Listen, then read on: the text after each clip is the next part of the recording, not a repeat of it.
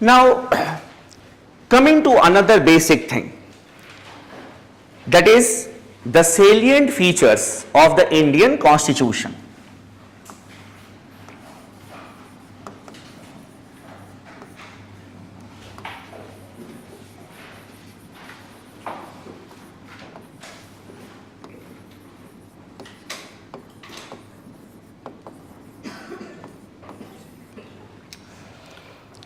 There are two approaches of reading such type of topics. One is the one-day examination approach. What is that one-day examination approach? Two-liners. India is having the lengthiest constitution, done, and it provides for a secular society, it is a secular country, it provides for a democratic society, it provides for republican, two lines. The UPSC approach is something different from the one-day examination approach. Here you will have to be more systematic, more elaborative. Now, and while discussing the salient features of the Indian Constitution, we will also have to take into consideration certain other aspects. In our prelim syllabus, we have a topic called political system. In the prelim syllabus, generally the students who start preparation, they just feel that they are appearing in the main examination, paper 1, 2, 3, 4, and they never bother to see the syllabus of the prelims examination. But syllabus of the prelims examination talks about political system, and the syllabus of the main examination, it says that world constitution in comparison with the Indian Constitution. So we'll have to go through such type of topics from that angle only. Now when we talk about the first feature of the Indian Constitution, it is a written constitution.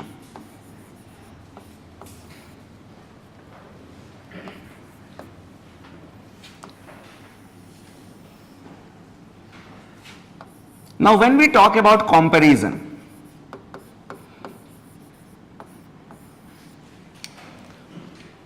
some of the constitutions of the world, they are unwritten also. So herein we will be discussing a comparison of written constitution as well as unwritten constitution.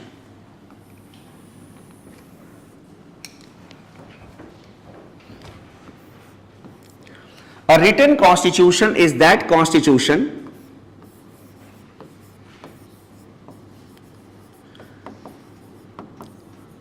the provisions of which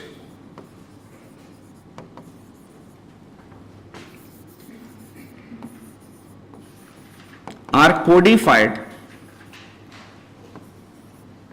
or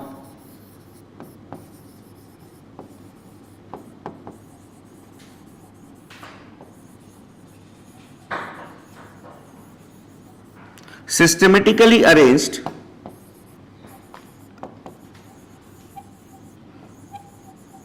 in a single document.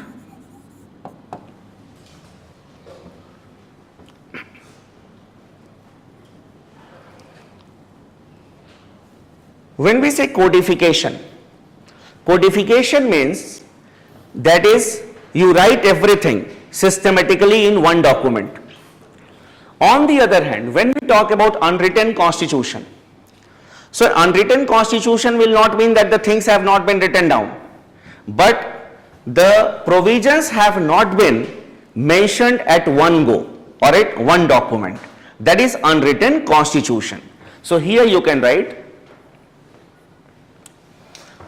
an unwritten constitution does not mean an unwritten constitution does not mean that the provisions have not been written down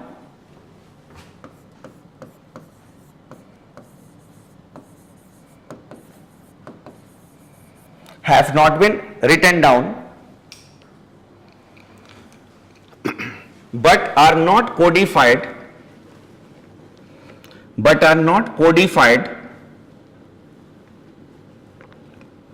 or systematically arranged are not codified or systematically arranged in a single document.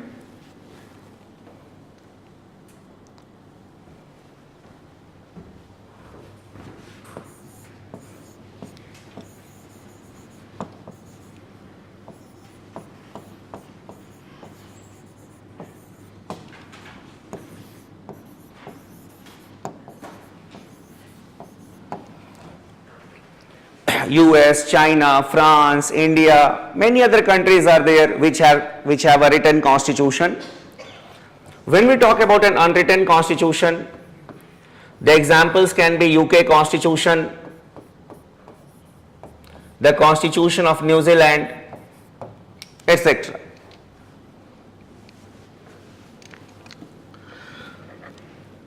Now, when we talk about this side,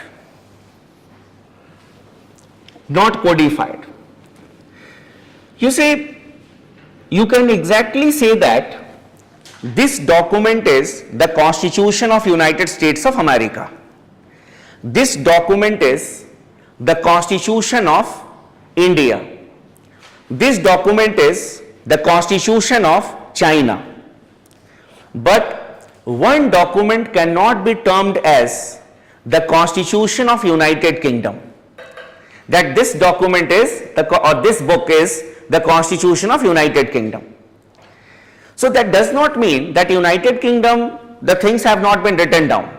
They have the things written down, but at different places. For example, there is a statute. A statute means the laws made by the legislature. That is a statute. So the statutes are there related with different provisions. For example, in a separate booklet, separate document, they have got the laws related to judicial act. Then in a separate book, they have got provisions related to the parliament, that is the parliamentary acts. Then in a separate book, they have got provisions regarding the rights of the people. So in separate book, they have got the writ of habeas corpus. So in separate documents, they have got separate provisions. At one place, the things have not been systematically written down. Then, this is the first difference.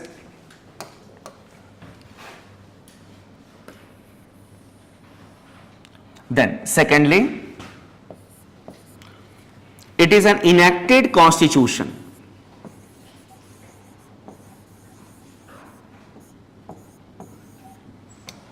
Whereas, an unwritten constitution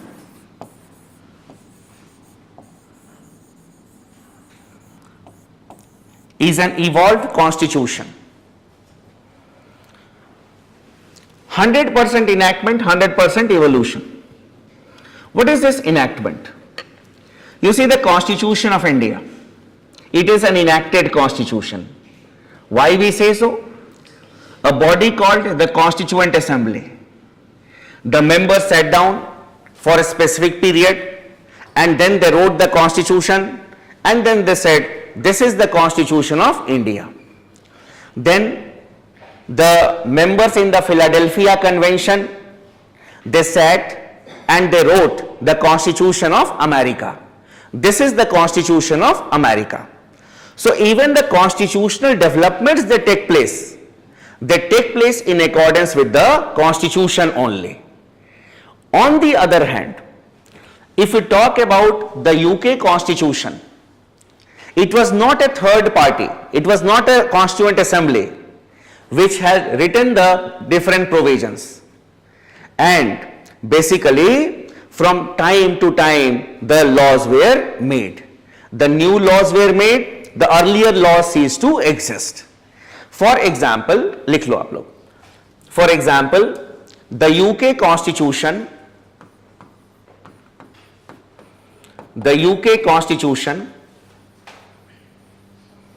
started evolving. The UK Constitution started evolving in 1215 AD. 1215 AD. That is the time of Magna Carta.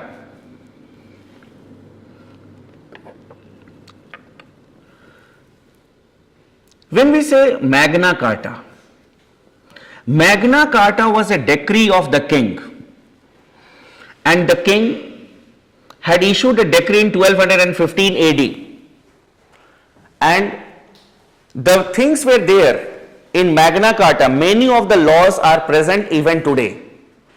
For example, the king had said, I will treat everyone equally. No one will be punished unheard. These things which the king had told at that point of time in the form of Magna Carta, they are present even today in the English political system. The new laws are made, the earlier laws, they automatically cease to exist. वो अपने आप खत्म हो जाते हैं, the earlier laws. Done. But if we talk about the Indian Constitution, a body, it said there shall be a parliament, there shall be a president. Here it is the parliament which created itself. A gradual evolution. ये नहीं कि a group of people they sat down together and they wrote the whole constitution. No doubt, evolution is a part of every system, but here the guidelines for evolution has been mentioned in the constitution only. That is how the changes will be made in the constitution. It is mentioned in the constitution itself. Here the things have not been mentioned. A new law will be made, the earlier law will automatically cease to exist. And the most important difference is that in a written constitution there is supremacy of the constitution.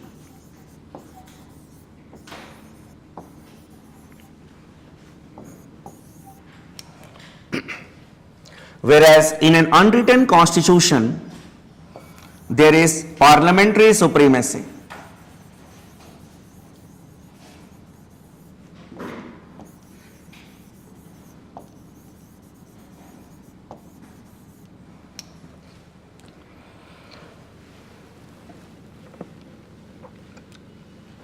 Now, when we say supremacy of the constitution, now here you can write as note, N-O-T-E.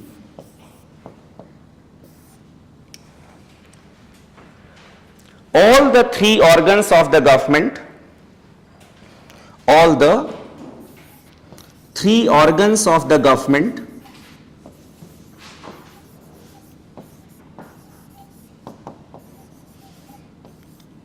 owe their origin and derive their authority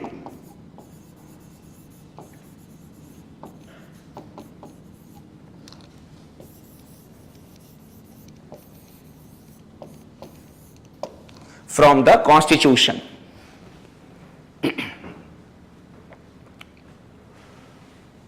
Full stop. The Indian Constitution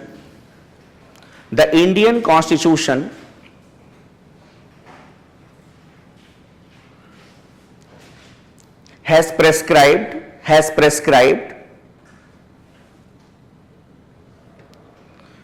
the limitations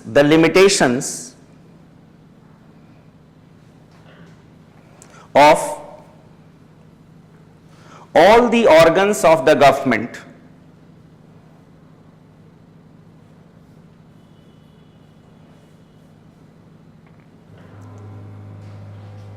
full stop.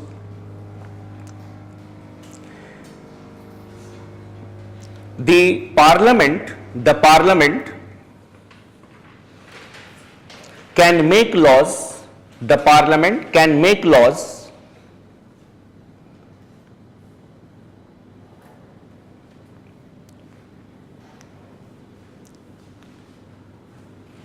only in accordance with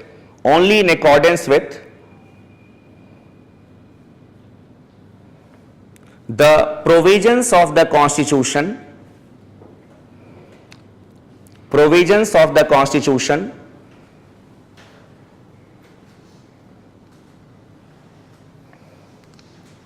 and in accordance with the procedure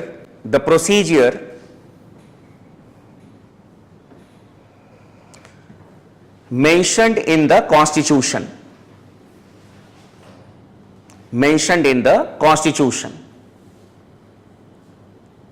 Full stop.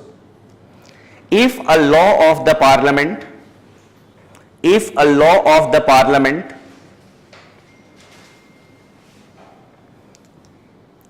violates any provision of the Constitution,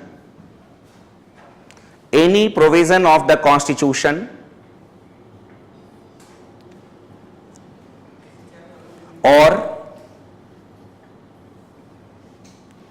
the basic spirit of the Constitution,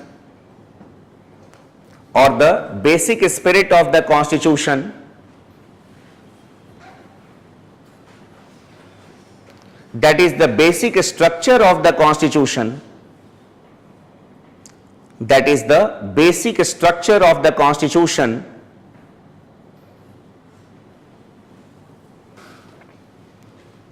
the Supreme Court has been empowered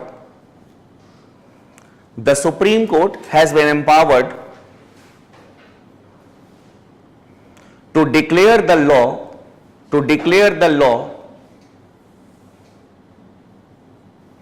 as invalid.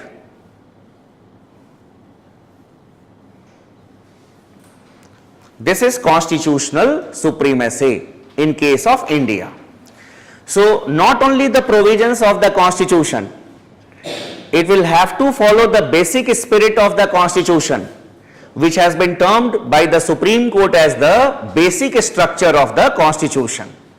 So here the Constitution is supreme. The note that I have written here, there is a one sentence.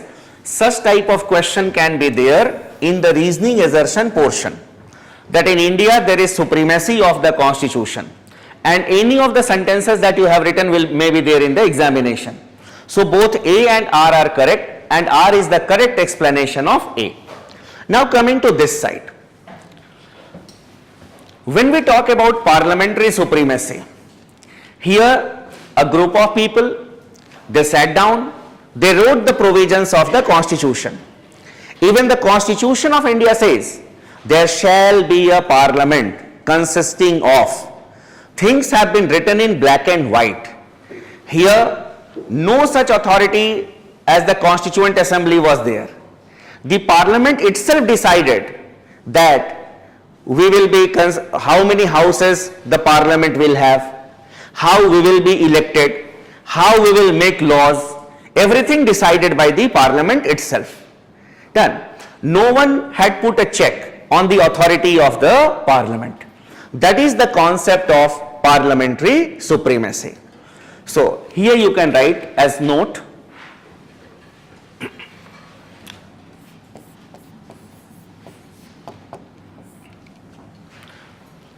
the parliamentary supremacy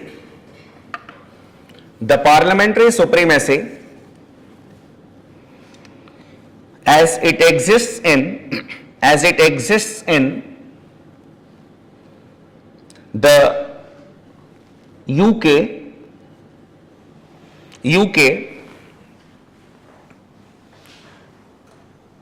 establishes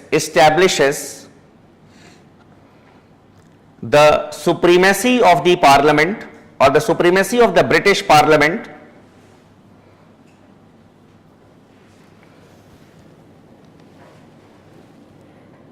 in the law-making process.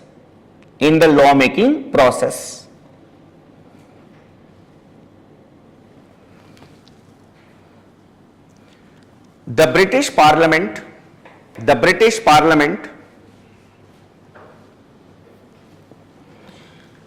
can change any existing law,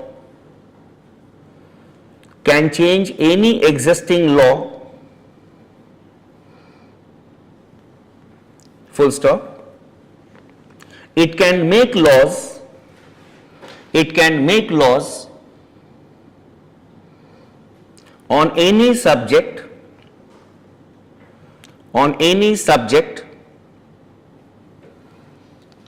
and the laws made by the parliament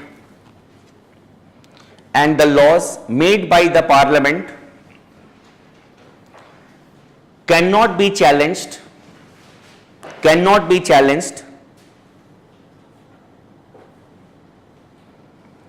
before any authority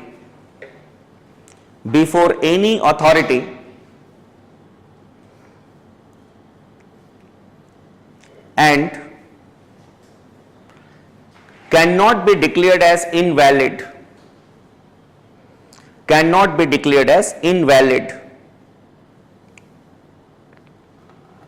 Full stop. Commenting on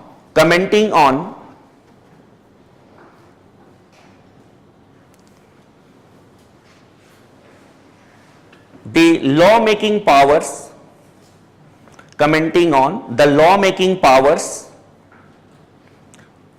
of the British Parliament,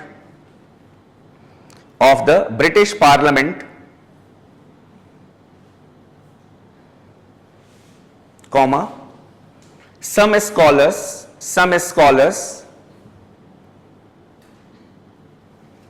have gone to the extent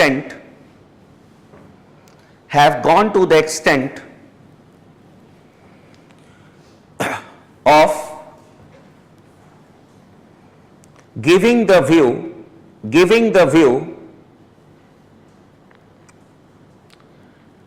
that the British Parliament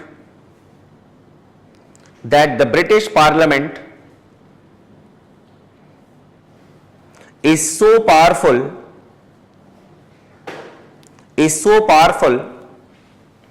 that it can make laws on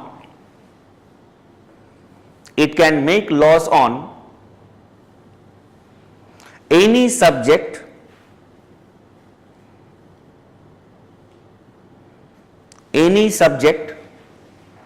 except on changing a man into a woman and a woman into a man, except on changing a man into a woman and a woman into a man. It means that whatever is naturally possible, on those subjects the British Parliament can make laws. That is, we can say, the sovereignty of the British Parliament in the lawmaking process. No doubt in our country we say that the Parliament is the supreme lawmaking body. We talk about the parliamentary supremacy, but here the sovereign power is there with the Constitution. This was a question which was asked in this year main examination. So you see, the questions are not very difficult. In fact, this year the question which was asked in the main examination was to compare the sovereignty of the British Parliament vis-a-vis the Indian Parliament. So basically this was the exact answer. In one paragraph, the Indian Parliament, it is not sovereign, and then the supremacy of the British Parliament. So 2 paragraphs answer was to be written. So questions are not very difficult. The way in which we present ourselves, that is more important. So from here in the main examination I told you that this is the question that is asked and that is generally asked. In the prelims examination, which of the following statement is correct? Regarding an unwritten constitution, there is parliamentary supremacy in an unwritten constitution. In a written constitution, there is supremacy of the constitution. Not all the aspects are asked in the examination. We discuss so many things so that our concepts will be cleared. But in the examination, certain aspects are there which are touched. So this is the first aspect. Then coming to the second important feature of the Indian Constitution, it provides for A parliamentary system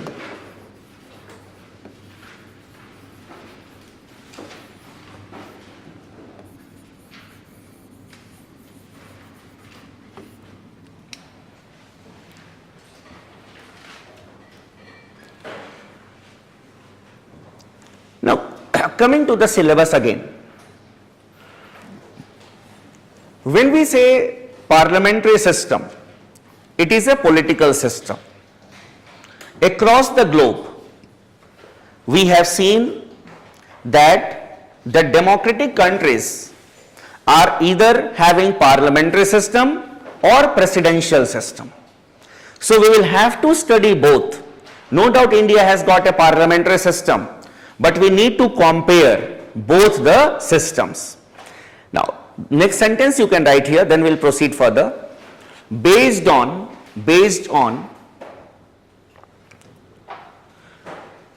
the relationship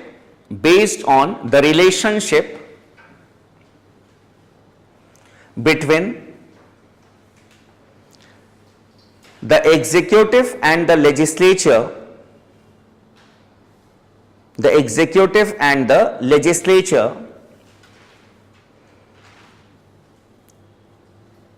comma, the political systems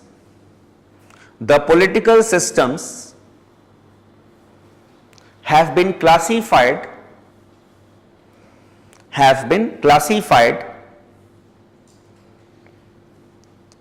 as parliamentary and presidential.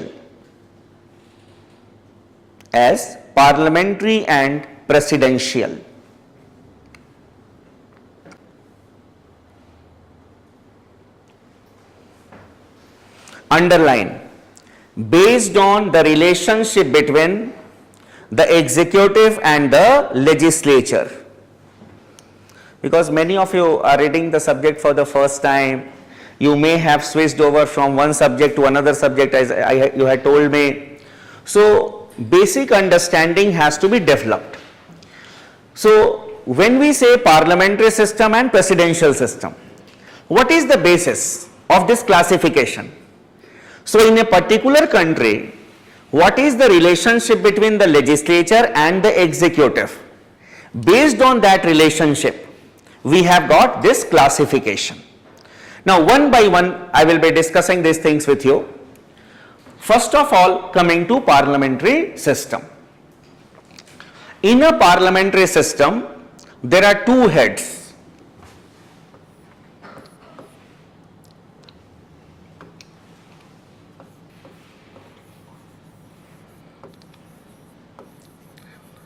The head of the state and the head of the government.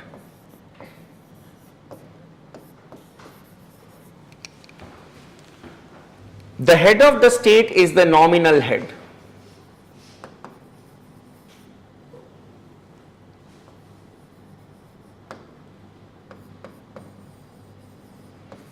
Whereas head of the government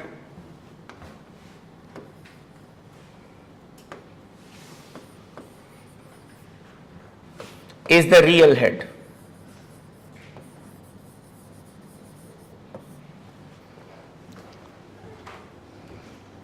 For example,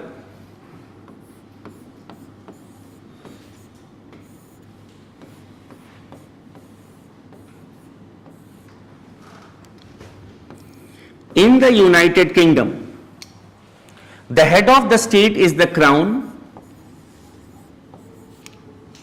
The crown can be either the king or the queen, and the head of the government is the prime minister, who is the real head. When we talk about India, in India, the head of the state is the president, and the head of the government, that is the prime minister, is the real head.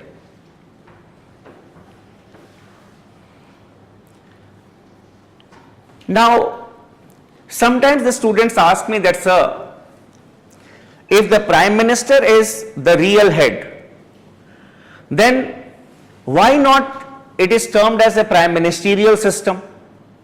Why the nomenclature Parliament is there? You see, the head of the government,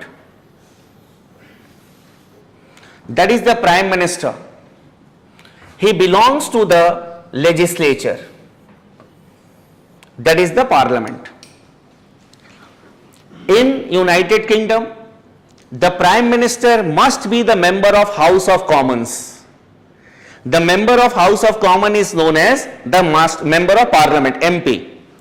And the member of the House of Lords is termed as Lord, and his name is there. Done. So Lord, and the name is there, means he is a member of the House of Lords. So the Parliament provides for the Prime Minister here. If we talk about India, our Prime Minister, he must be the member of either the Lok Sabha or the Rajya Sabha. You see Dr. Manmohan Singh, he was the member of Rajya Sabha.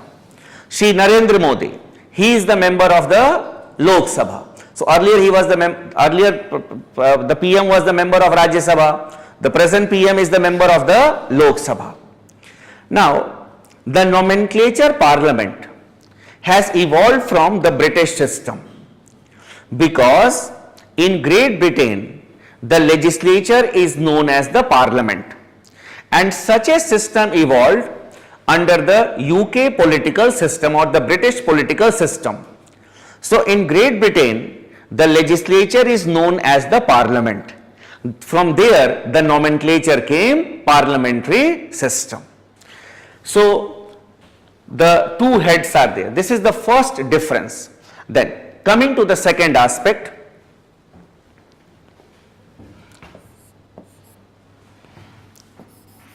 a member of the executive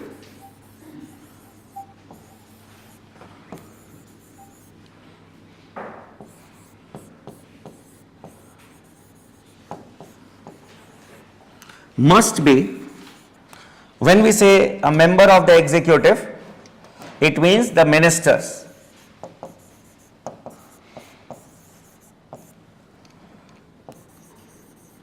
Must be a member of the legislature.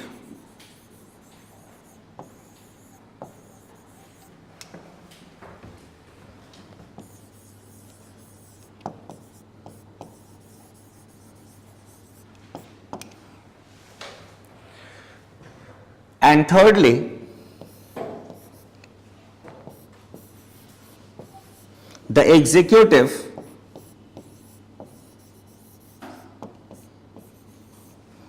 is responsible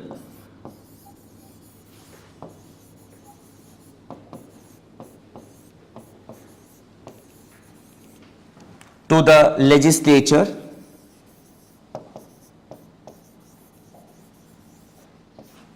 especially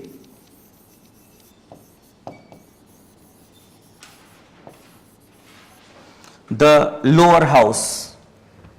Lower house is the popular house.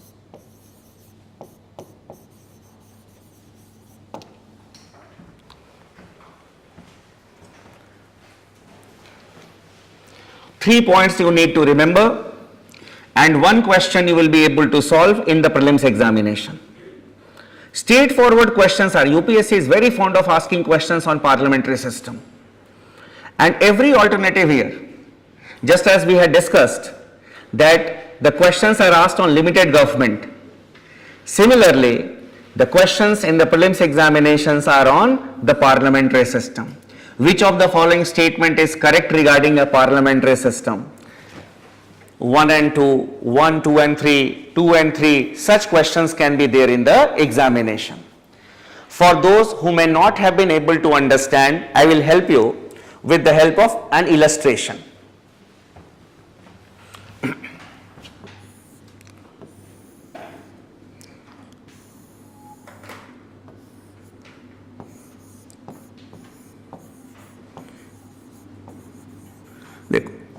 In a parliamentary system, the electorate means the voters, they are known as electorate.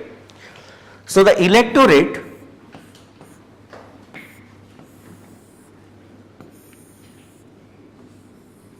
it elects the members of the legislature and the legislature provides for the executive. Here we are talking about the political executive.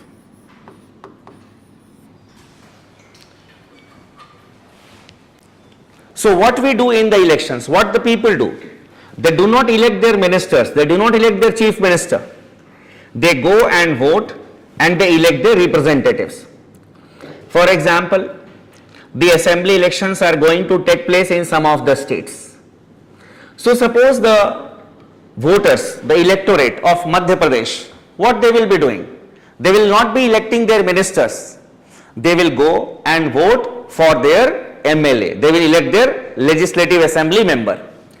And the party or the coalition which will get more than 50% of the seats in the legislative assembly, the members of that political party or the coalition will become the member of the executive. They will become the chief minister, they will become the ministers. So the legislature provides for the executive. Done? Then, so here what we see, there is a fusion. There is a fusion. What we have a relationship between the legislature and the executive. This is the relationship. The members of the political executive, that is the ministers, they must be the members of the legislature. And then the third point we had written, the executive is responsible to the legislature.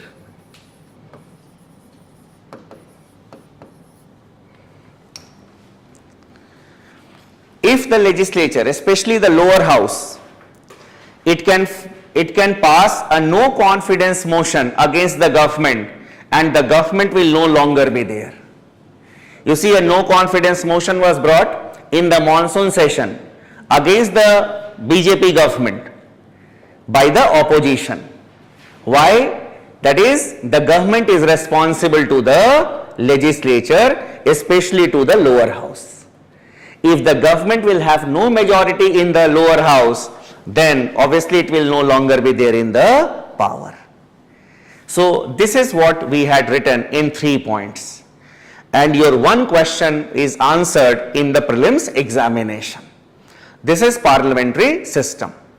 Now coming to the presidential system.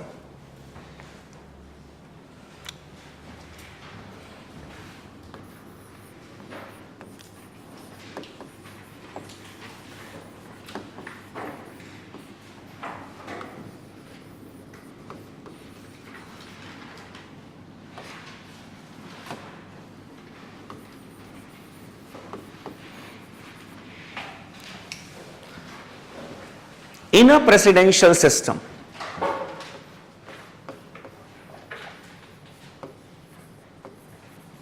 the head of the state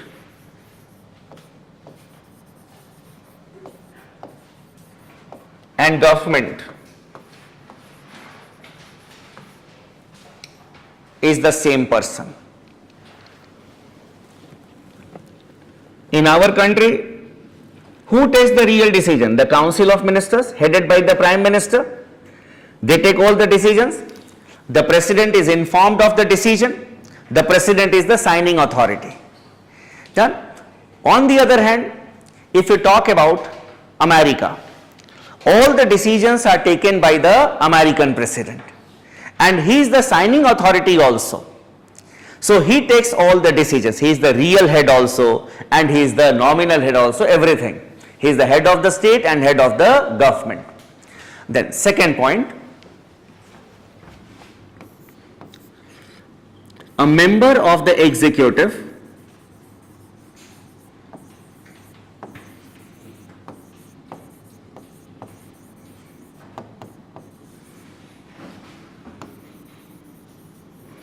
must not be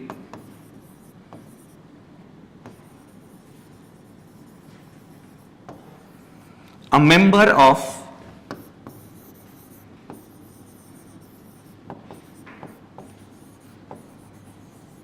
the legislature.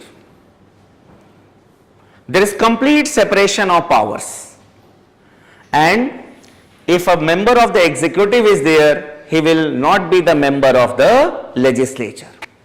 So there is separation of powers.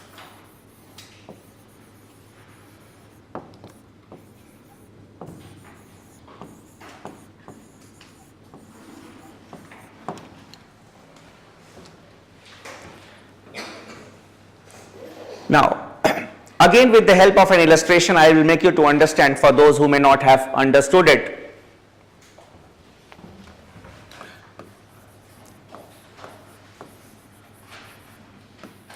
The US is considered to be a role model of a presidential system.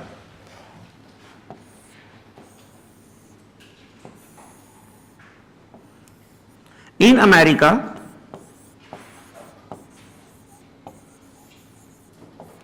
the electorate, it elects the members of the legislature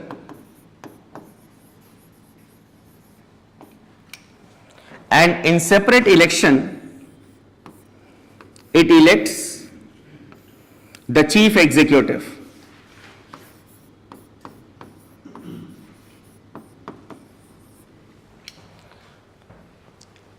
When we say the electorate,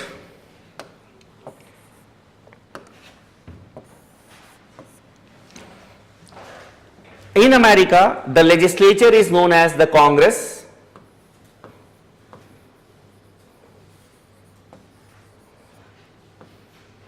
which has got two houses,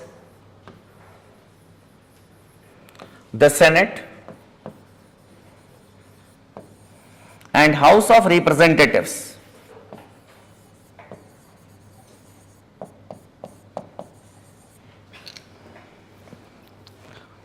The members of the Senate are elected for a term of 6 years, and the members of the House of Representatives 2 years. This House of Representatives is just like our Lok Sabha, but the term of our Lok Sabha is 5 years and the term of the House of Representatives is 2 years. When we talk about Senate, Senate is just like our Rajya Sabha and it represents the states. So the term of the members of the Senate is 6 years. Now electorate means what the people do in separate elections. Every 6 years they elect the members of the Senate, and every 2 years they elect the members of the House of Representatives. In our country, what we had discussed, that is in a parliamentary system, if you have got majority in the lower house, then only your government will be there. Here there is no impact. Even if another political party comes to power in the House of Representatives, it hardly matters. It hardly matters. So, and then when we talk about the executive, the American president is elected for a term of 4 years.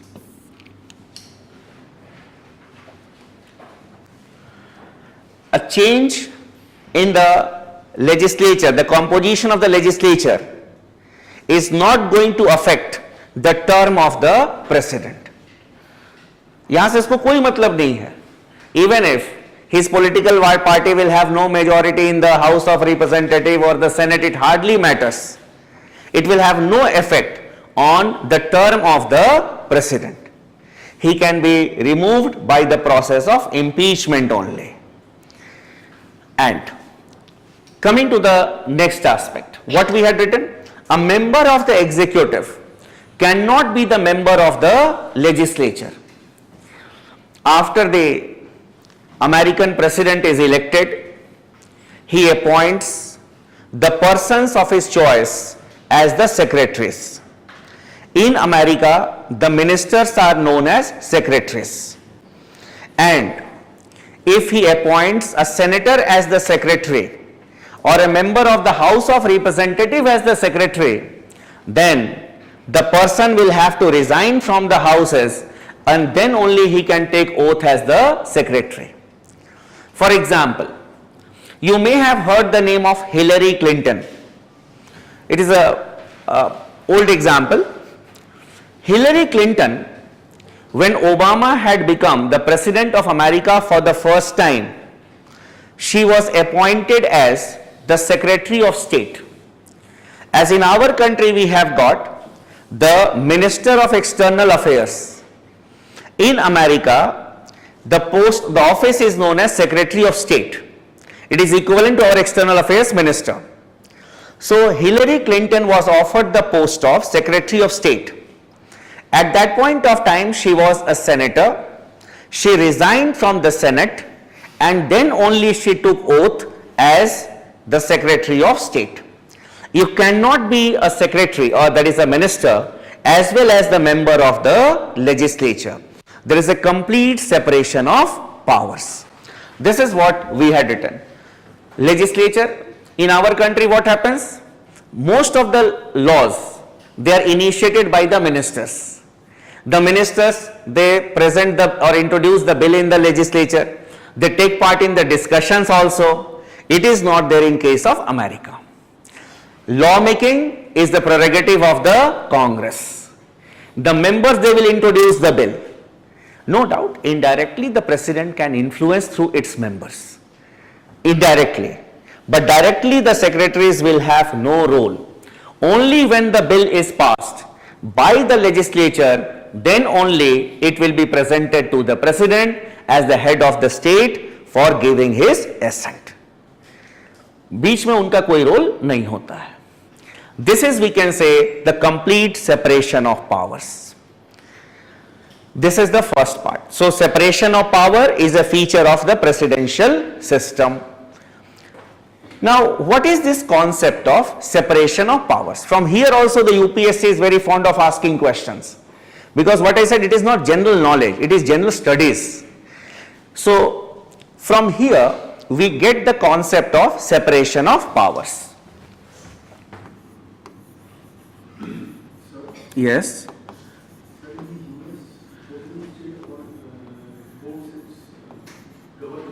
Uh-huh.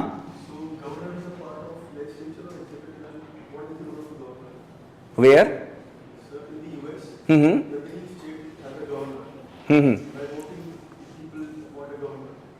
So what is the role of the governor, and is he a part of legislature or executive? No, basically he performs the role as the president performs at the central level. Done. He is not a part of, just like in a parliamentary form of government, the president is a part of the legislature. But there they are not the member of the executive, where the president, governor, they are not the part of the legislature. They are the signing authorities of the bills which are passed by the respective legislatures. Now coming to doctrine of separation of powers.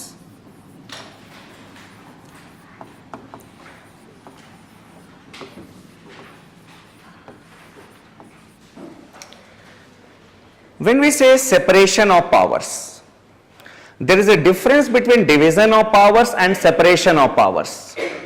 When we talk about separation of powers, it is the three functions of the state: law making,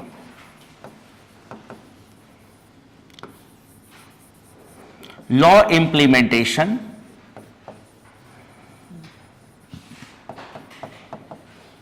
and law adjudication.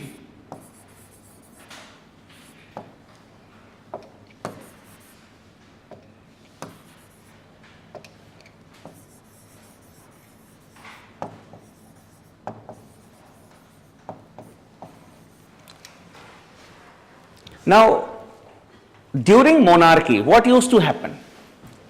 All these three functions of the state, they were vested in the hands of the king. The king was the sole giver of the law, he was the sole implementer of the law, and he was the sole judge. So all the powers, they were vested in the king only. So if the powers are vested in one authority or in one organization, then it leads to dictatorship. In democracy, These three functions of the state, lawmaking, law implementation and law adjudication, they should be vested in three different bodies. Then only democracy will be meaningful, otherwise there will be dictatorship. This is the concept of separation of powers. You may note it. The doctrine of SOP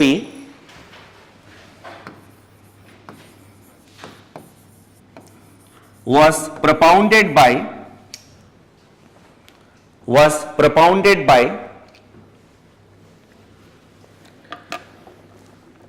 the French philosopher Montesquieu.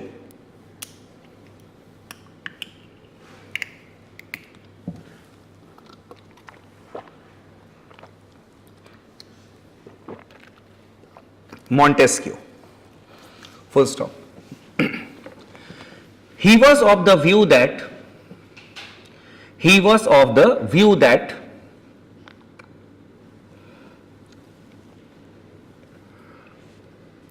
if the three functions of the state,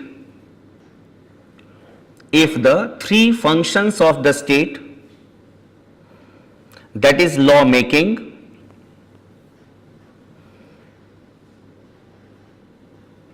law implementation and law adjudication are vested, VESTED, and law adjudication are vested in a single person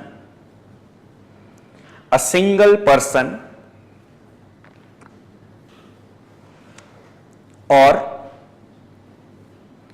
an institution, comma, it may lead to dictatorship.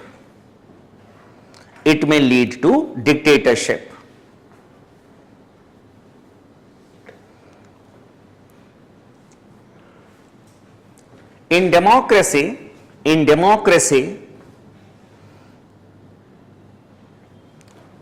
these three functions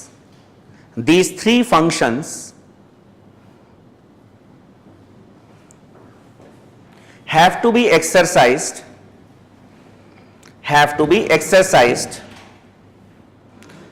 by three different organs.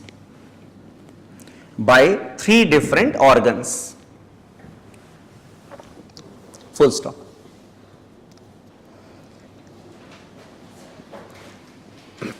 As India is having a parliamentary form of government,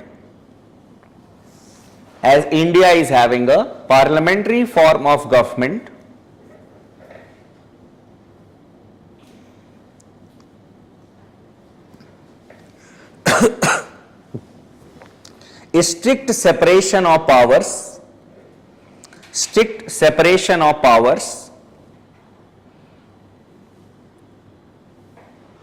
may not be feasible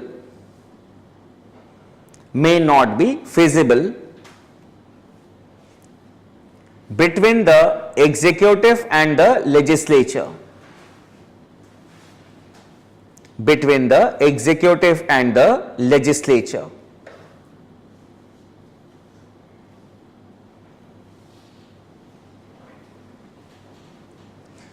Full stop. But Article 50 provides for separation of judiciary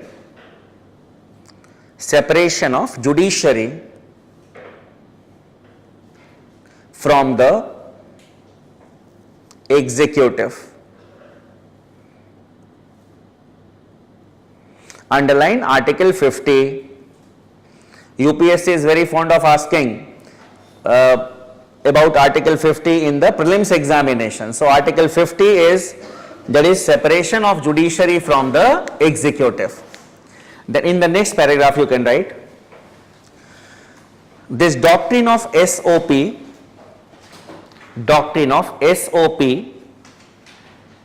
is strictly followed is strictly followed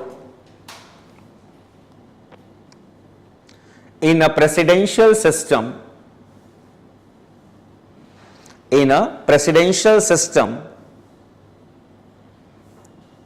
like the US,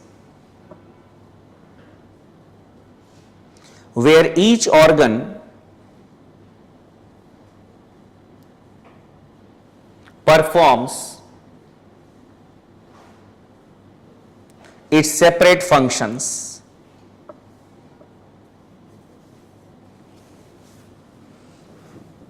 Done? In fact, this lecture note should be like the textbook for you. Done? Because even in the textbooks you may have seen, even the so-called popular books also, the language is not as easy as people think. The language is not as easy. And the language of communication has to be easy so that you people can understand it. So even if you revise the things, what happens in the class, that you will feel good in hearing the things, but many of us forget the things after the class also.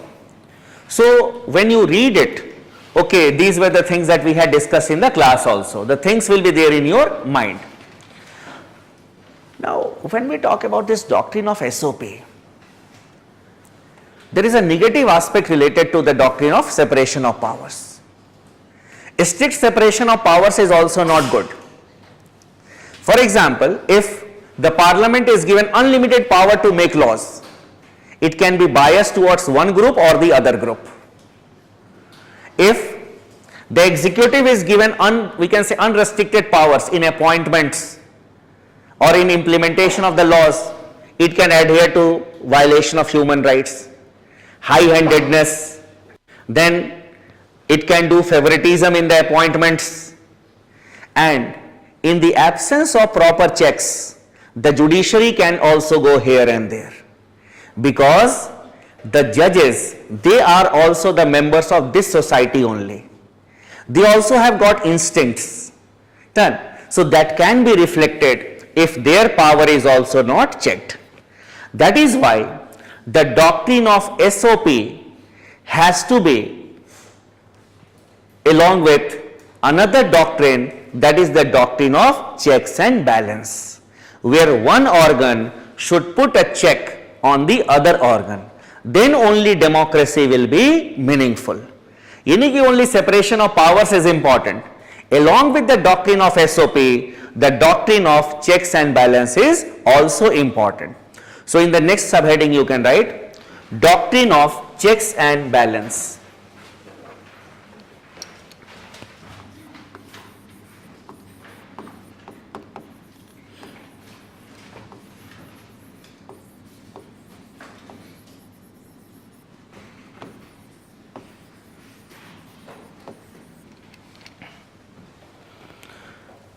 Now, here you can write the doctrine of SOP,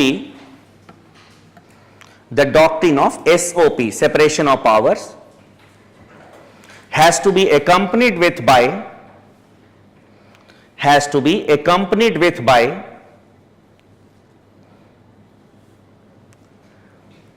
the doctrine of checks and balance. Checks and balance, where one organ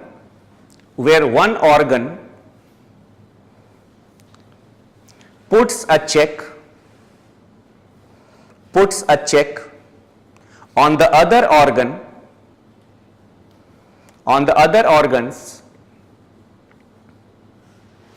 and balances their powers.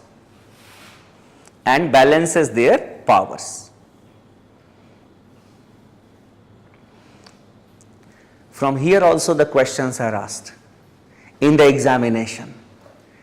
In the prelims examination, doctrine of separation of powers, the name of Montesquieu is important here.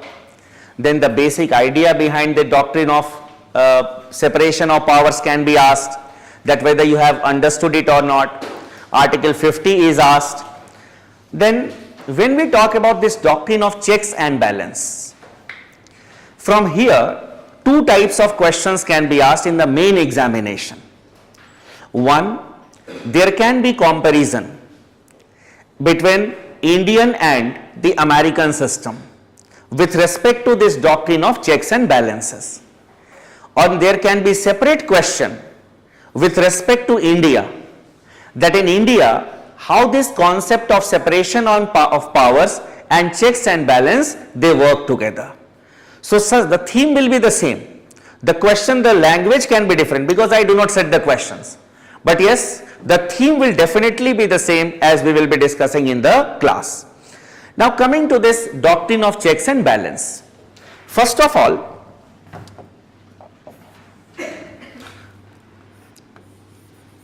the US case. Because when we talk about India, Indian cases we will be discussing in detail in the coming classes. For example, when we will be discussing the parliament, we will be discussing how the parliament controls the executive through the motions, through the parliamentary committees, through the questions in the parliament. Then there is a control on the executive also. So different methods are there. The president can be removed by the process of impeachment. Then there is executive control over the legislature also. The president has got the veto power. Then means he can use his pocket veto, he can use his suspensive veto. So we have got control.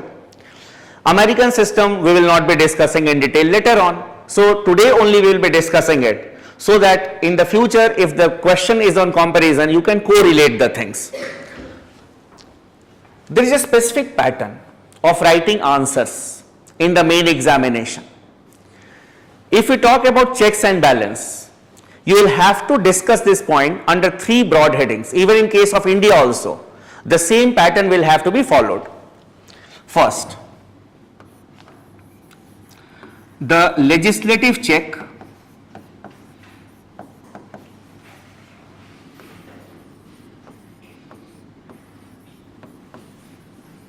on the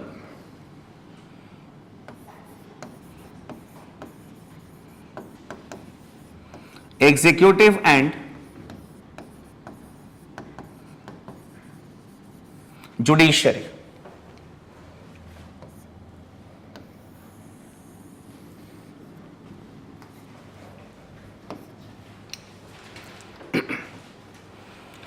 How the legislature puts a check on the executive as well as the judiciary.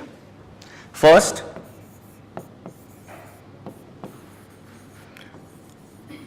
all the appointments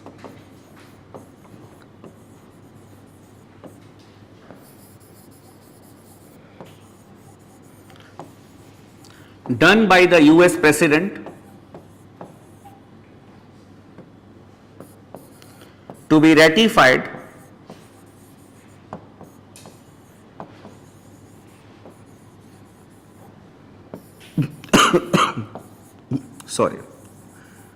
by the Senate.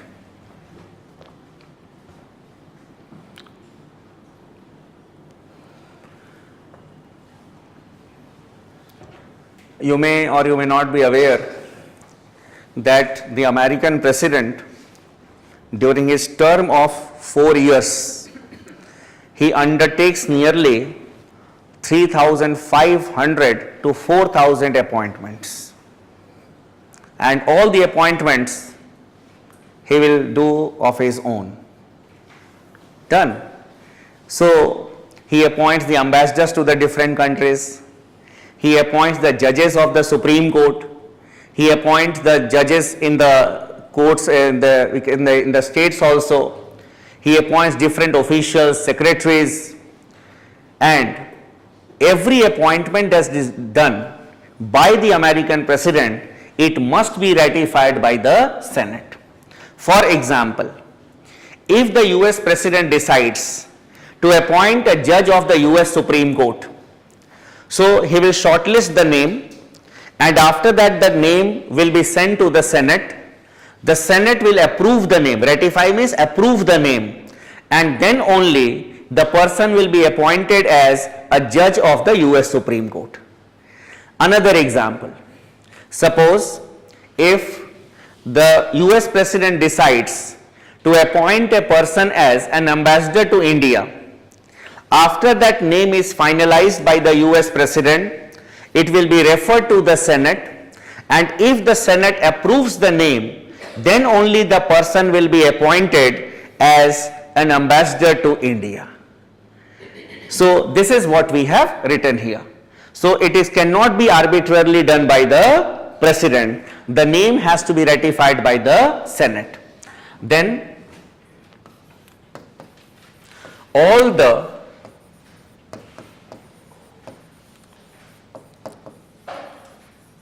international treaties or agreements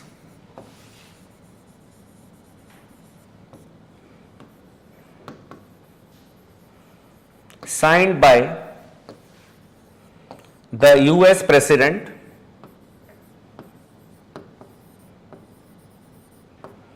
to be ratified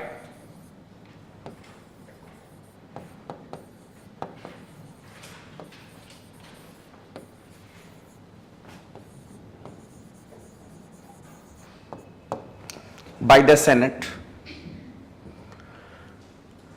Two examples I'll give you. One, the Treaty of Versailles. When it was signed? After the First World War. And it was not ratified by the Senate, and it was not binding on America, even though America had signed it. Another example, the Comprehensive Test Ban Treaty, the CTBT. America was one of the first signatories, but the Senate rejected it. It did not ratify it, and it was not binding on America, even though the President had signed it. So basically, because of these reasons, the Senate is termed as the most powerful second chambers of the world. Done. So if the question is which of the following statement is correct, the Senate as the most powerful second chamber of the world, it will be a correct statement. Why we say so? Because when we talk about the second chambers, second chamber means in the United Kingdom, it is the House of Lords. In France, it is the Senate, the French Senate. In India, it is the Rajya Sabha. So if you compare the second chambers of the different countries, none of the second chambers have so much of power as the US Senate has. And in case of India, no power to the Rajya Sabha or even the Parliament as a whole in case of international relations. In case of appointment, it is the prerogative of the executive. So if you talk about, so if such question is asked, compare the Indian Rajya Sabha with the Senate, then basically you will have to write about these two distinctive features of the US Senate. No doubt regarding Rajya Sabha you will be reading more and more. So then you will be able to compare more and more also. But these are two distinctive features. Common features are also there. Regarding the composition, 6 years term of the members, 1/3 of the members retire every 2 years. That is very common. The Vice President of the US is the chairman of the Senate, US Senate. Our Vice President is the chairman of the Rajya Sabha.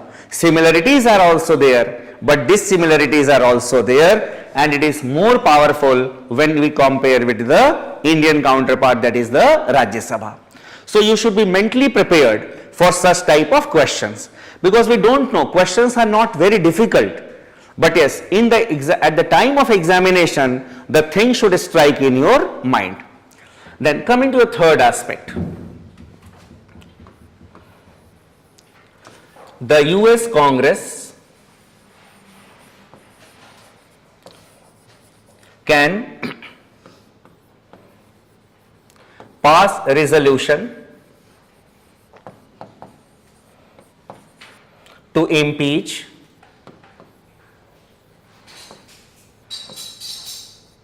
the US President as well as the judges of the US Supreme Court.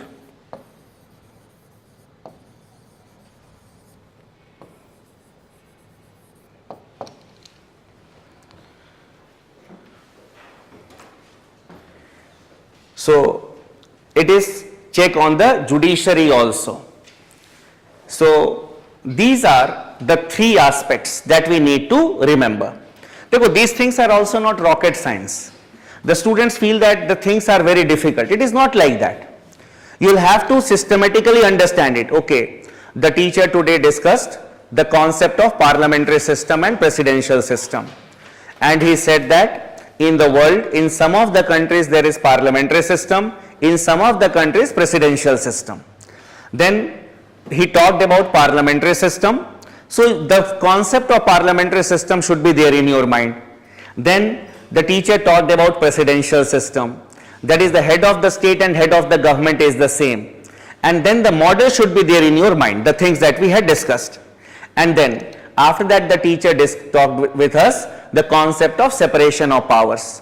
And then he had said that this why separation of powers is required, because if the three functions of the state are concentrated in one person, it will lead to dictatorship. In your own mother tongue, you try to develop these ideas, because people generally, what the students do, the students get confused in the very beginning that what we are reading, because they do not do restructuring of the things. It is known as restructuring. Why the students are confused? Because they try to read, they do not try to understand. They will just, you will see the students, what they do, they just keep on underlining the book without understanding anything. That is, the favorite color of the students is that of the green marker. Green marker. Everything that they will, everything they will mark with green. So no, you will have to understand the things. So give 15 to 20 minutes every day to yourself, just to, we can say, try to remember the things in the class. तो जो first hand knowledge आपके दिमाग में होगा ना, that will be there in your, and especially I suggest my students to revise the whole day's class, wherever you have done, optional, everything, at the time when you are going to bed. Because when you try to remember the things and when you sleep, the things are there in your hard disk, that is in your unconscious mind. What we generally do when we sleep, we look into the Facebook. Yes, the WhatsApp, he has not liked my photograph. Yes, and that is there in your unconscious mind. But when you revise the things, when you revise the things, so at that point of time, that will be there in your unconscious mind. Okay, these were the things, and when you sleep, that will be there in your permanent memory. So that is how we need to increase our memory also. You will have to develop the administrative traits in yourself. Administrator never looks into the Facebook. Nowadays we are living in the age of YouTuber bureaucrats, that is a different thing. 5 or 6 bureaucrats in this country, they move and they move with cameramen. Hey, I am giving instructions, ma'am entering into the bank. What is it? And the students, oh, I will be like this. So what? There are many good officers in this country, they like secretaries and the others. DM, VM, the newly elected one, who have been selected, who have been glorified more than a person by the coaching centers and by the students. They move with cameras nowadays. Madam's eating style. What is it? That is not going to motivate the students. That is not going to motivate the students. Done. Basically, so you should be away from the YouTubers. That is YouTuber teachers, YouTuber, we can say the bureaucrats also. And you should not be YouTuber yourself also. Because the bureaucrat will have no time in doing all these things. No time. I have seen successful bureaucrats, they have no time for such useless things. Moving with cameramen. Hey, you are all are ready, chalo, chalo. I will be there on the traffic duty today. What is this? Good bureaucrats never show the things, they just do the things. Have you seen any person who is there in Assam, or we can say in Jammu and Kashmir, an IPS officer being a YouTuber? They mean business there. Useless DMs, Rajasthan, Gujarat, done. UP, nothing to do, peaceful state. Oh, ma'am entering into the bank. And students generally at night they see, oh, great, great. What is it? So they are getting popularity, they are getting some money also from YouTube, but what you people are doing? So you should not, at the end of the day, you should not be a YouTuber, that is so that you should see YouTube, or you should just think, recollect what we have discussed in the class today, because ultimately that is going to give you a job. That is going to give you a job. Seeing only motivational videos are not going to give you jobs. So these 3 points you need to remember. That is okay, and the teacher had discussed that Senate is the most powerful second chamber. 2 reasons: all the appointments signed by, done by the American president need to be ratified by the Senate. All the international treaties which are signed by the American president to be ratified by the Senate. Senate, not the Congress, Senate.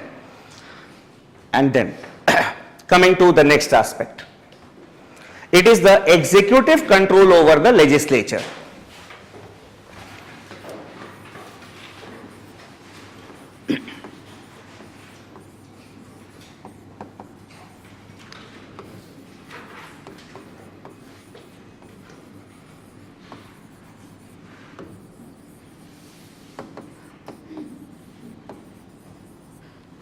Control over the legislature. Here basically, after a bill is passed by the US Congress, the president has the power to return the bill with his comments that why he is not signing the bill. So he can either sign the bill or he can reject the bill also. You can note it. After a bill is passed,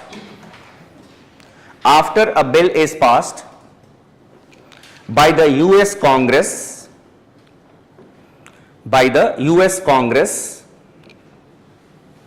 it is presented to the president, for his assent, assent, A-S-S-E-N-T, assent. Who can give his assent?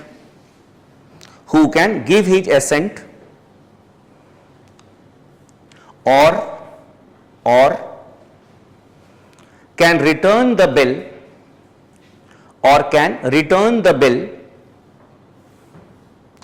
with his remarks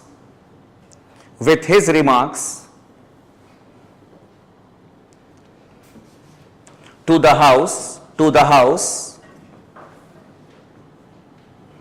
where the bill had originated.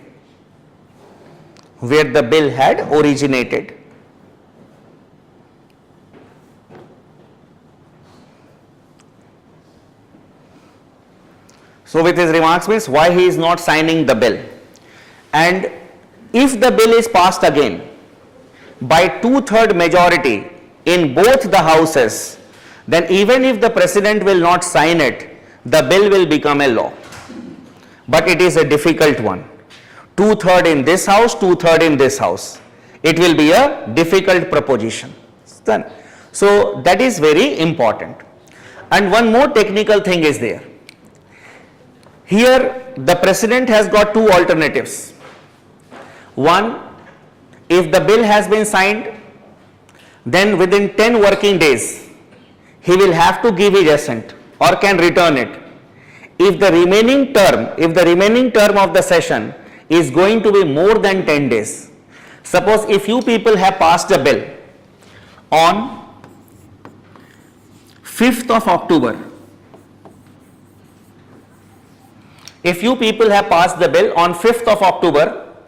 and the session is going to last till 23rd of October, it is more than 10 days. So here, after the bill is passed on 5th October, it will be presented to the president. The president will have to sign the bill within 10 days, or he will have to return the bill within 10 days if he has not signed it. because the session is to continue beyond 10 days. But the other situation is, suppose the bill has been passed on 5th of October and the session comes to an end on 12th of October. Means the session will come to an end before 10 days. Here the President can keep silence on the bill and the bill will be a dead bill after 12th of October. After 12th of October. So such technical things are involved. Here basically we say that this is the veto power of the President. In bracket you can write veto power. He cannot directly say no, but he will send it back with his remark that why he is not signing the bill.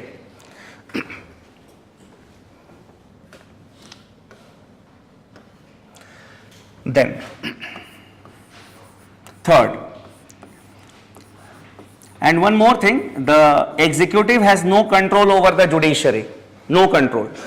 Once the appointment of the judges is done, the judges can be removed by the process of impeachment, or the judges can opt for voluntary retirement after they have completed 10 years of service and 70 years of age. And the President has no role in removing the judge. Then next is the judicial control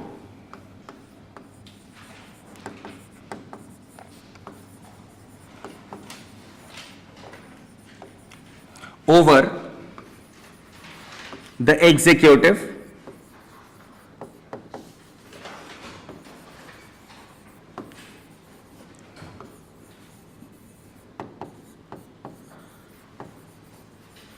and the legislature.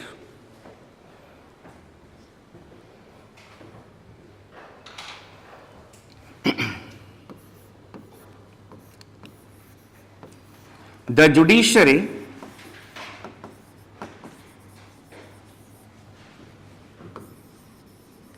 can review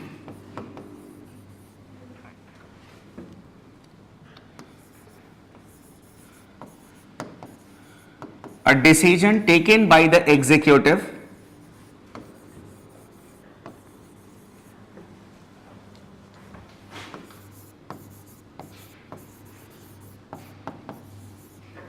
or a law made by the legislature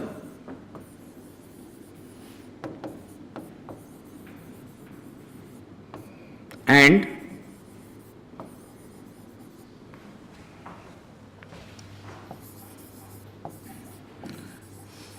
can declare it as invalid or void if it is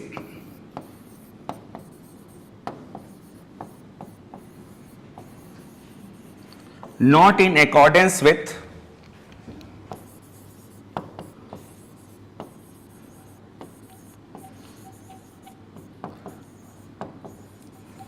the provisions of the Constitution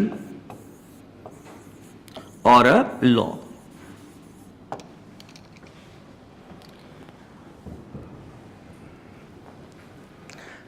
So this is known as the concept of judicial review.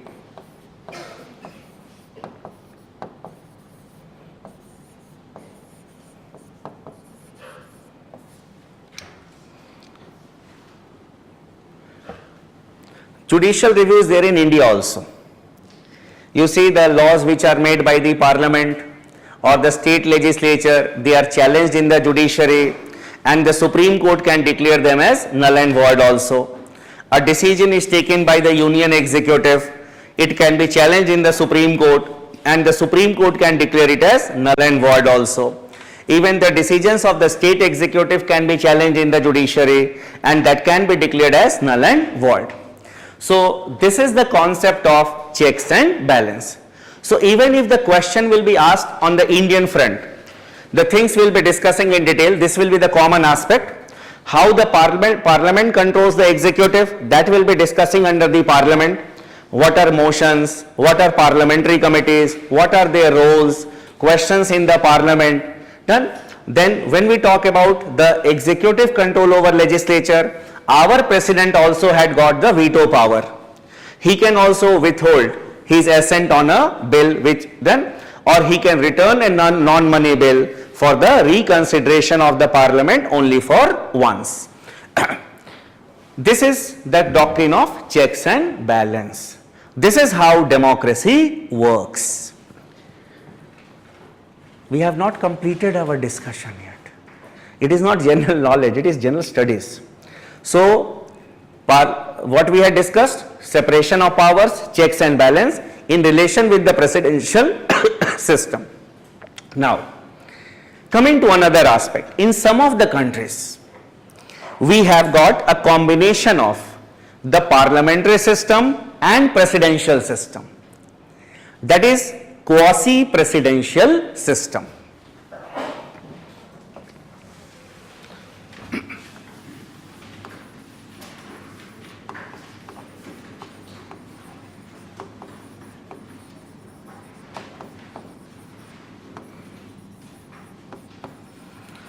Such a system exists in France, Russia, Sri Lanka, and some of other countries.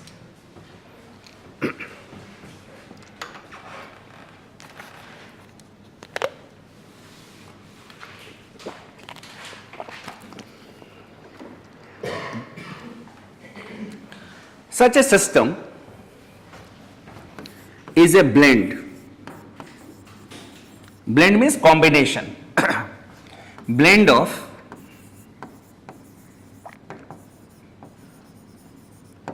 presidential as well as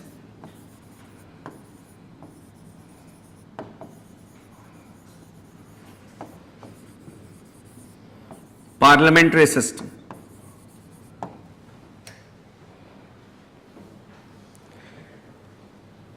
Sometimes the students ask then, sir, if it is a blend of both presidential system and parliamentary system, then why it is not termed as quasi-parliamentary? Quasi means semi, then not completely, semi.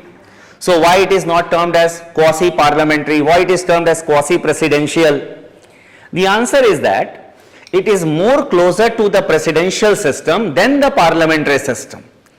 So most of the features are that of the presidential system, some of the features are that of the parliamentary system. So that is why it is termed as quasi-presidential system. So as it is more closer to the presidential system,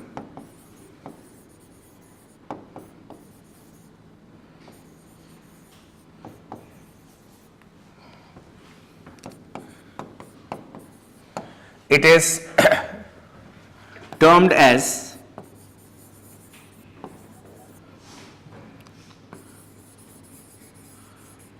quasi-presidential.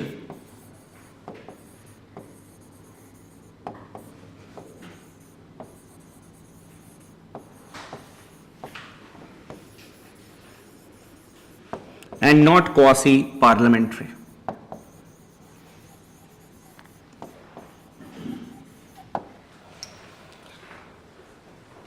Now, how this system works? I will give you example of France, how this quasi-presidential system works in France. France is the role model.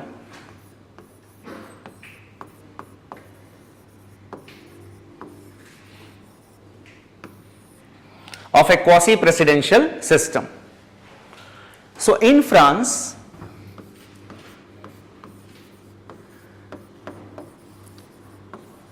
the French president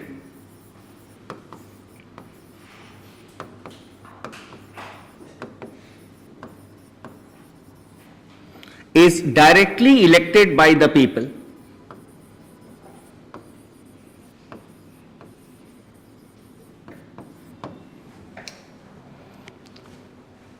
Now, why we say that he is directly elected by the people, and it is a very interesting election that takes place in France, and the year in which you will be appearing in the main examination, if the French election, president's election had taken place, that can be a question for your main examination. For example, not in this year's main examination, in the last year's main examination, there was a question on the comparison of the election of the Indian president and that of the French president. The logic or the reason was that obviously president's election had taken place in India also and in France also.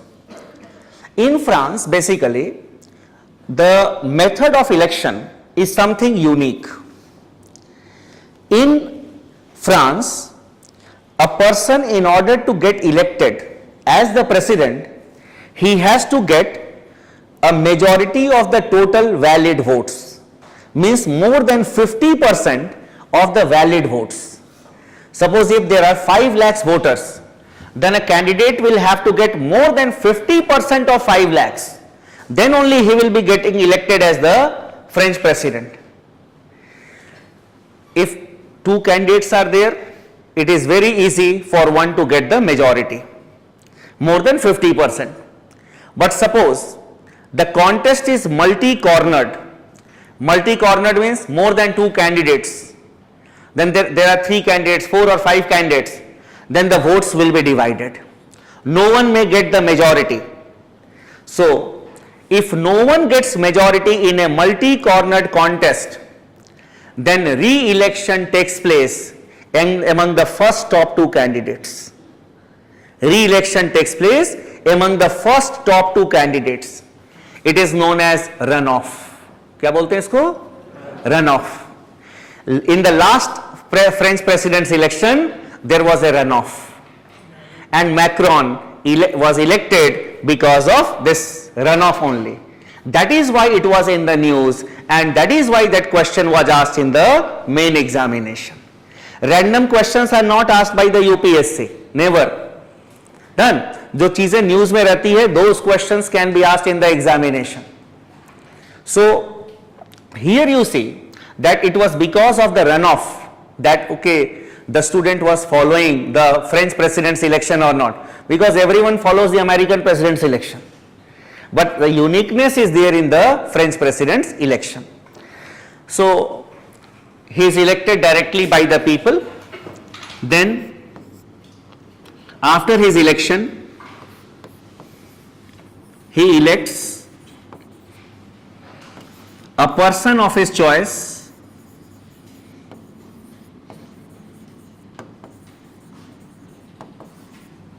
as the Prime Minister. These are the features of presidential system.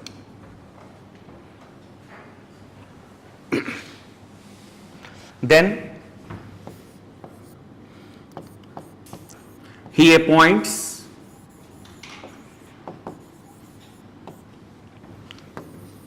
the other ministers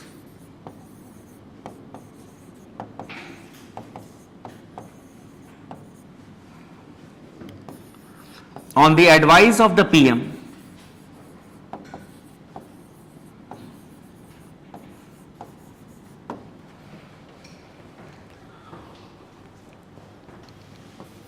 It is the feature of parliamentary system.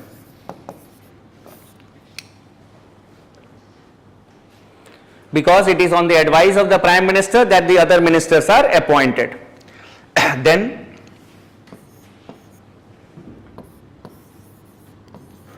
the PM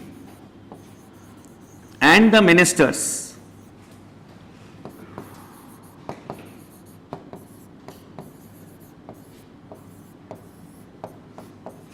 not to be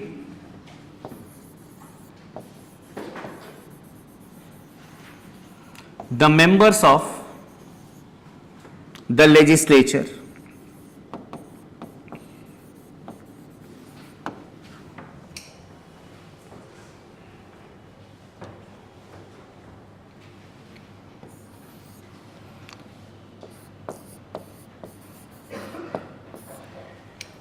It is the feature of presidential system. And then the ministers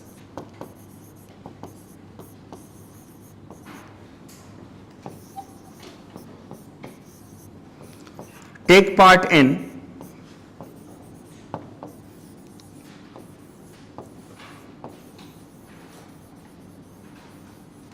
proceedings of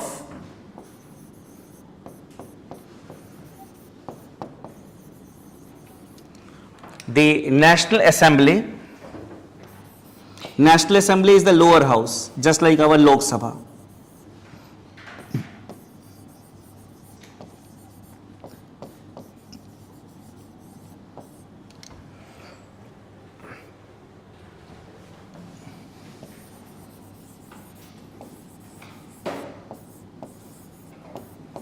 And are responsible to it.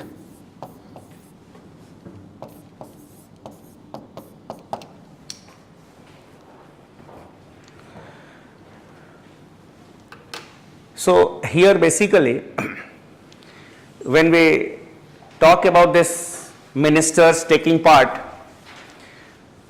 here the ministers are not the members of the legislature, but they take part in the proceedings of the National Assembly. So suppose I am the Prime Minister and this is my team.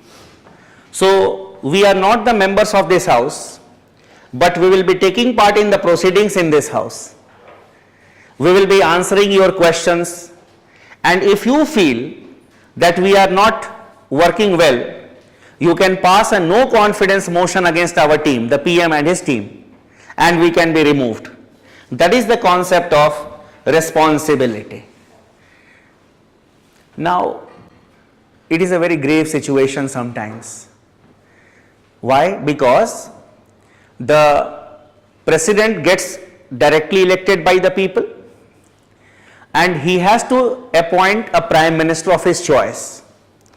But he has to take into consideration the political situation of the country, and if he appoints a person of his political party as the prime minister, but suppose if his political party has no majority in the National Assembly, then what will happen? What will happen? So, in France, sometimes what we have seen is that the president from one political party and the prime minister from another political party, because the prime minister must have support of the National Assembly. Otherwise, they will pass the no confidence motion and the PM will no longer be the prime minister. So, this is known as cohabitation.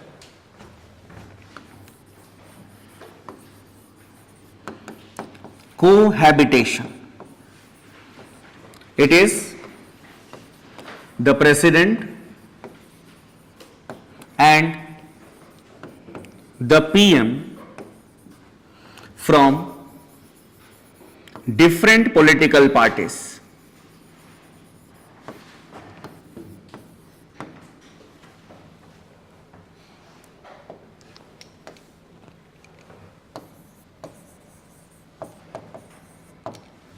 From different political parties. Done. So, just a hearing impact, there is a hearing impact of the class. For example, if the word cohabitation is there in the prelims question paper, so it is not feasible on our part to read each and everything and go in the examination. So, when the word cohabitation, which of the following is correct regarding the French political system? So, in France there is cohabitation. Oh, the teacher had talked about cohabitation. So, it is the existence of the president from one political party and the PM from another political party. Then how this system works? The student said, sir, it will lead to conflict between the president and the prime minister. The political system of France is such that there will be no such conflict. Why? Because all the powers are vested in the president, and if the president wishes, he can delegate some of the powers to the prime minister, or he may not delegate any power to the prime minister. He will work of his own and he will just ask the prime minister to assist him. And if he wishes, he can delegate all the powers to the prime minister and he will take rest.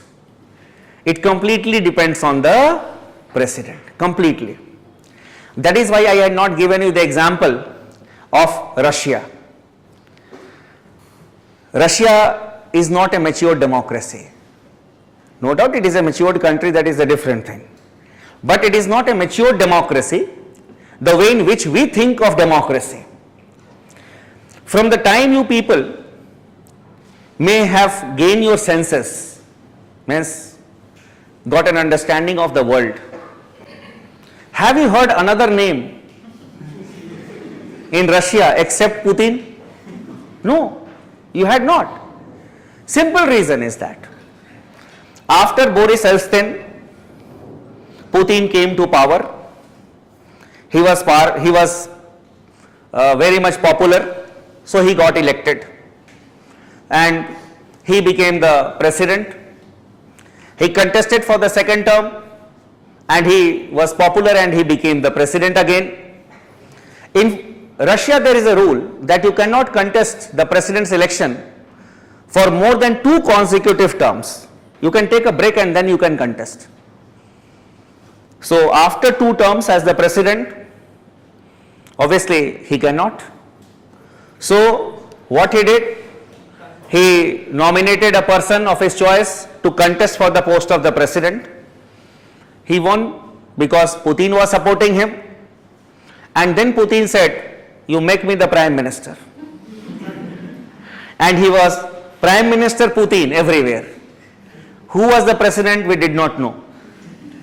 And after the end of the term, again Putin became the president and is continuing even today. See what type of dictatorships going on in this world. And that dictators, especially the dictators, they throw the country into useless wars. Why? They want legitimacy, by hook or by crook. So that is what we have seen. So that is why I did not give you the example of Russia. I do not consider Russia as a role model, even of a democratic system. Yes, even of a democratic system. He gets elected, that is a different thing. Elections can be won by any means, especially in the third world countries. No doubt it is a developing country, they say it, but the mindset, the political culture of the people, that clearly shapes the future of the country. So this was quasi-presidential system. In Sri Lanka also it was a failure. Done. Because in the third world countries they make mess of a thing. The democratic systems have been successful in France because the French political culture is very good. When we say political culture, the success and failure of a political system depends on the political culture of a country. And political culture basically depends on different things. How people think about the political system, how they participate in the political system, whether they are aware about the issues or not, all these things. What type of, we can say, legitimacy they give. We have got, for example, we have got 3 types of political cultures. One is the parochial political culture. Parochial political culture is affiliation to a political party in the name of religion, caste, that is parochialism. Then we have got subject political culture. Because of tradition, people give legitimacy. Wherever we have got monarchy, we have got this subject political culture. People have got respect for the tradition. And then we have got participant political culture. People are aware about the issues of the day. They participate in the decision making process. That is participant political culture. None of the political cultures in the world, they are in their pure form. There is always a combination. Even if you talk about United Kingdom, in United Kingdom, there is parochialism. The role of the church is also there. They boast that they are secular countries, but the role of the church is there. Then apart from it, the subject is there. Why? Because some people, they respect the tradition of the king, and then participant political culture is also there. People elect their representatives. They have got constitutional monarchy. Monarchy is there, but the form of the government is democratic also. In our country also, it is a blend of both. We can say we have got parochialism. We vote in the name of our tribal identity, our caste identity, religious identity, linguistic identity. These are parochial elements. Some people are aware about their issues, about their rights. They participate in the political, we can say, process by knowing the things. So participation is also there. And sometimes subject parochial culture is also seen in our country, where we have got landlordism, these things. So there also we have got. So we have got a blend of political culture.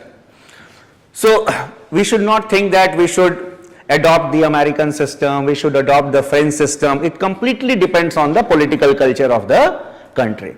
If your political culture became a civic culture, your democracy will be stable. What is a civic culture? Civic culture is a combination of all the political cultures. Subject parochial political culture, subject political culture, as well as the participant political culture. तो ये तीनों को मिलाकर के we can have stable democracies.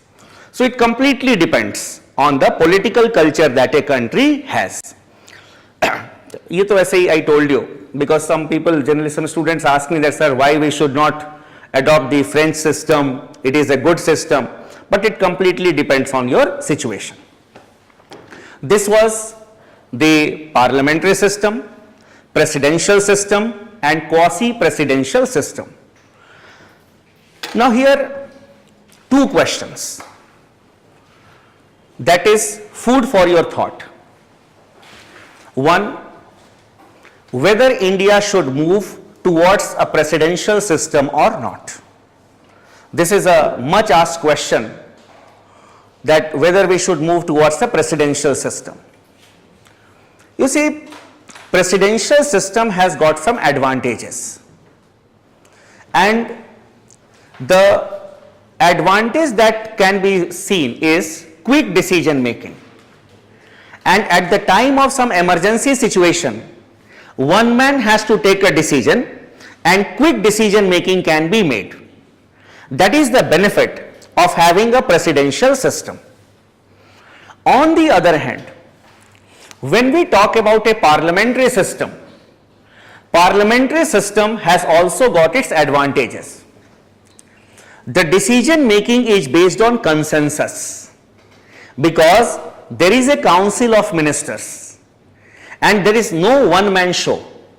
There is no one man show. The ministers, they take the decisions, and the ministers are from various parts of the country. And then there is diversity which is reflected. And in a country like India, where the whole country is divided from Kashmir to Kanyakumari in the name of language, religion, caste, regional identities are there, then consensus based politics is always better. And in a country like India, there is always a fear that majoritarianism can prevail, and there can be a leader who can emerge who will look into the interest of only one section of the society, maybe on the grounds of religion, or we can say language. So that will not be good for the health of a diverse country like India. Done? So parliamentary system was adopted by us, keeping in view the practical situation of India. And not only this, the Supreme Court has also held that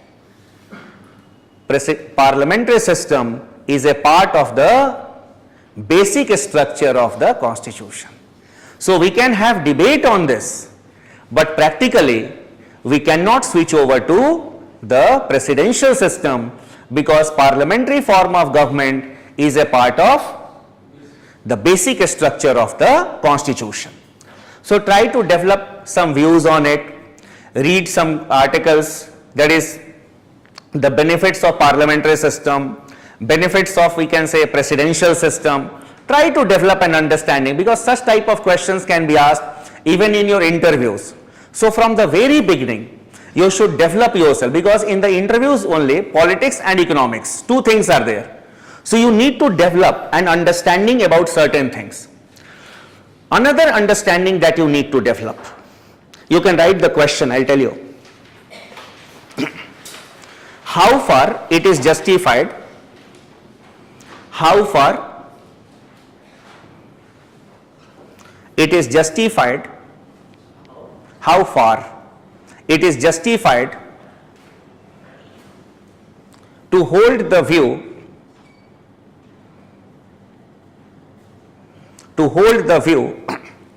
that India is moving towards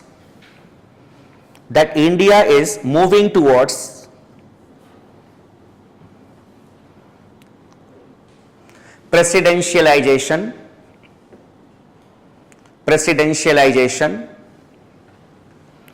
of the political system.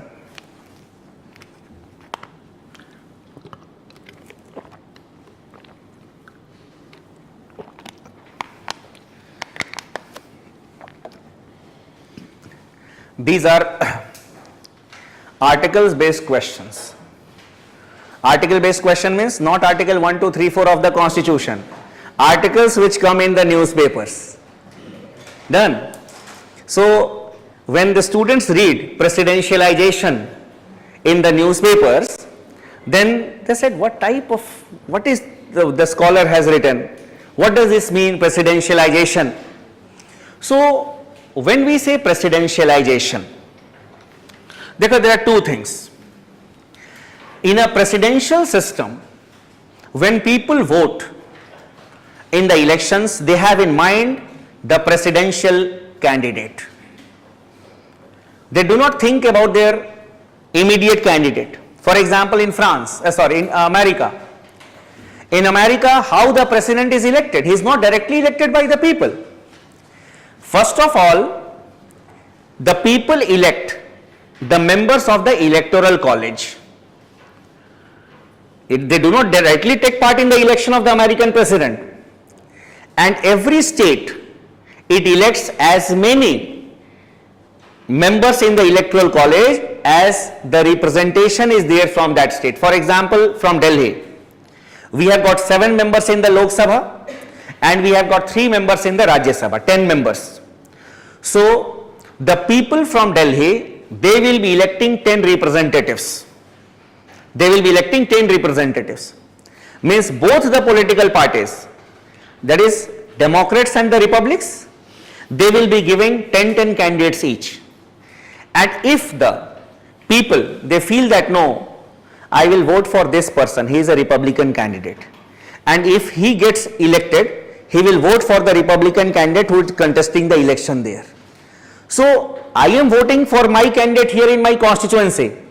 But what is in my mind? That if he gets elected, then he will vote for the Republican candidate who is contesting the president's election. This is the trend that we have seen at the national level with respect to some political parties and at the state level also with respect to some of the political parties. When people vote in the elections, they have in mind the prime ministerial candidate. They have in mind the prime ministerial candidate. They are not aware about the local candidate. They vote, if someone votes for the Bharatiya Janata Party, he has in mind Shri Narendra Modi. That yes, if we vote for the BJP, if it wins, if we will have the majority, then Shri Narendra Modi will be the Prime Minister. Suppose in Delhi, people vote for the Aam Aadmi Party. They do not know even the local candidate, but they have in mind that if this person wins from this seat and then if or we can say if you have got majority of the Aam Aadmi Party members, then say Arvind Kejriwal will become the chief minister. Similarly, in West Bengal, Mamata Banerjee. Those who vote for the TMC, they have in mind Mamata Banerjee as the chief ministerial candidate. Similarly, in Uttar Pradesh, those who vote for the Samajwadi Party, they have in mind Akhilesh Yadav. So basically, if you talk about Telangana, those who vote for the TRS, the chief minister is there in their mind. Those who vote for, in Andhra Pradesh, those who vote for YSR Congress, they have in mind the present chief minister. That if this political party gets, if he will be the MLA of that political party, then he will become the chief minister. This is how the people vote in many of the states. That is why it is being said that we are moving towards presidentialization. Not only this, personality cult has also been seen. The personality of the prime minister, the personality of the chief minister, the decisions are taken by the chief ministers themselves. The decisions are taken by the prime minister. That is presidentialization. Okay? This is the context that you need to understand. That in what context in the newspaper, in the articles, the word presidentialization is being used. After telling the background, you should say that, sir, this is a phenomena that we have seen only with respect to some of the political parties. At the national level, we have seen that the Bharatiya Janata Party announces the prime ministerial candidate. Done? And even the largest political opposition party, the Congress, had not come up with the prime ministerial candidate. Then in many of the states, we have seen that only some of the political parties, they come out with their chief ministerial candidates. Even in the BJP ruled states, if you say, in Assam or in Haryana, the chief ministerial candidate was not declared. And after the Bharatiya Janata Party got the majority, then only the decision was taken that who will be the chief minister. So this trend no doubt has been seen, but sir, this is not a new trend that we have seen. Earlier, under the Indira Rajiv era of Congress restoration, we had seen that the face of Indira Gandhi was always there to be the prime minister. The face of Rajiv Gandhi was there as the prime minister.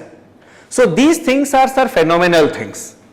And we cannot generalize it because it is not correct about all the states and all the political parties also. But yes, sir, some scholars, they hold the view because of this reason. You need to develop an understanding about the political system. अभी जैसे questions पूछे जा रहे हैं ना examination में, basically you need to develop an understanding of the things.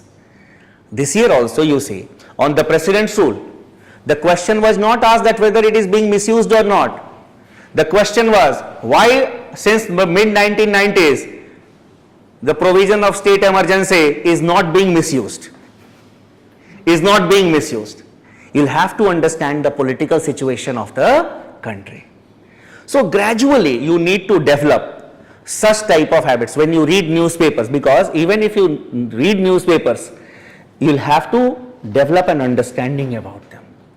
So this class, initial classes will definitely help you in getting an understanding of the newspapers also. नहीं तो ऐसे लेके बैठे रहोगे, अच्छा teacher has said you read the Hindu, I am reading the Hindu, done. So obviously you will not be able to understand the things. So these were the things that we needed to discuss in today's class. Any online student who wants to ask something, you can connect with me. You also, I have asked them because they are away from me. Yes.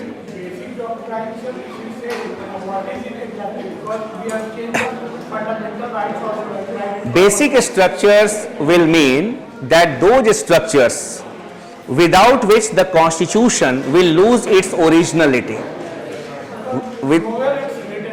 Now the Supreme Court, it is a judicial innovation, and the Supreme Court has cleared that without it basically nothing will be original in the constitution. So only those aspects are the basic structures, the very foundations. Example, the federal structure, secularism, republican and parliamentary form of government. Then we have got rule of law, judicial review, This is all the supremacy of the constitution, independence of judiciary. Without it, your constitution will be meaningless. Fundamental rights are not your basic structures. Done. The fundamental rights related to your secularism, they are the basic structures. You cannot alter those provisions which are against secularism, which are against federalism. Done. So these, So Article 53 is other EPS, which is like a directive but not implemented. Like when we will be discussing the directive principles, we will come to know that directive principles have also been implemented to a large extent. It completely depends. But we have got various provisions in the constitution that provides for separation of judiciary from the executive. For example, no discussion can take place in the parliament on the conduct of a judge of the Supreme Court or the High Court, except when a motion of his removal is being discussed. Similarly, the members, we can say, whatever they speak inside the houses of the parliament or the state legislature, it cannot be questioned in the court of law. So separation of powers is maintained in case of India also, that we have seen. Such examples you will have to mention while talking about separation of powers in the context of India. Done? Who? The constitution controls the judiciary. Done? So we'll stop here for the day. I'll see you tomorrow.